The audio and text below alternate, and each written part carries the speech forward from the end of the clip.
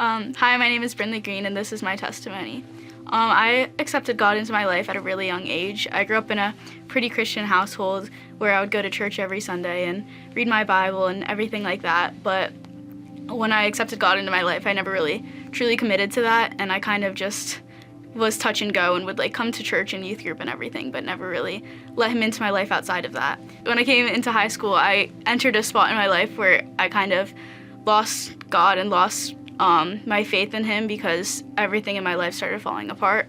I entered a stage in my life where I was kind of overtaken by a few disorders that entered my life, where it was functional neurological disorder and chronic migraines. And it started out with just migraines where I could kind of, it affected my life, but I was able to move past that. But functional neurological disorder it gave me these episodes where I would wake up and enter some type of seizure where I couldn't move, I couldn't talk, I couldn't really respond in any way. My mom would ask me a question and I just couldn't talk, but I would remember it all, and I would be present mentally, but I just couldn't say anything. And it was really difficult for me because I would have to experience that almost every day.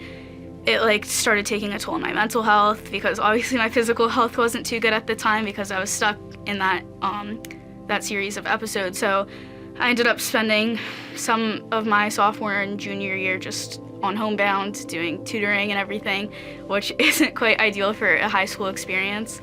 As I went through this, I remember thinking over and over again, questioning God, how could you do this to me? Because personally, going through it, I would never wish this on my worst enemy. I wouldn't wish it on anyone existing because I just knew how bad it was and how miserable it made my life. And I would just constantly question him, how could you do that to me? You say you love me, but it isn't really showing to me. And eventually I had this one particular friend who, she saw me in my lowest of lows where I was stuck in these medical stages and medical episodes, and she was able to just step out of her way to pray for me and show me that I was loved, which may have been an easy thing for her to do, but to me it meant so much just because it was okay, I'm not alone.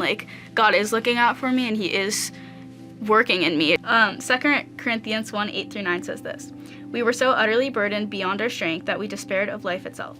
Indeed, we felt that we had received the sentence of death, but that was to make us rely not on ourselves, but on God who raises the dead." This just kind of made me realize that I ran out of strength so that I could find his and find purpose in my life through him and not through myself or worldly things. I personally would have never chosen this path or this suffering for me or anyone else, but God used it in my life to use it as a way to fully depend on him and just realize that he was the one behind it all and that he had a reason to bring me back to him, because he just went after me even though I was so lost and so gone. He was just trying to reach out and grab me.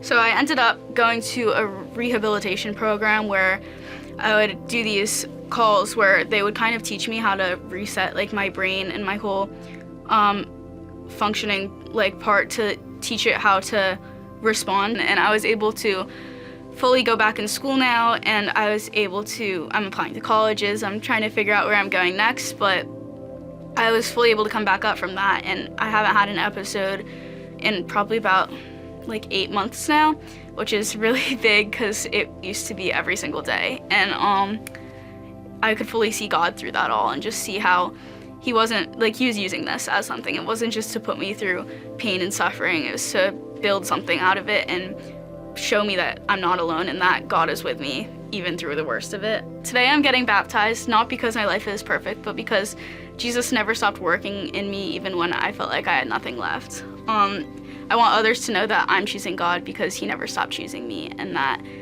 he has the ability to work in wondrous ways, and that he is working in your life even when you don't see it.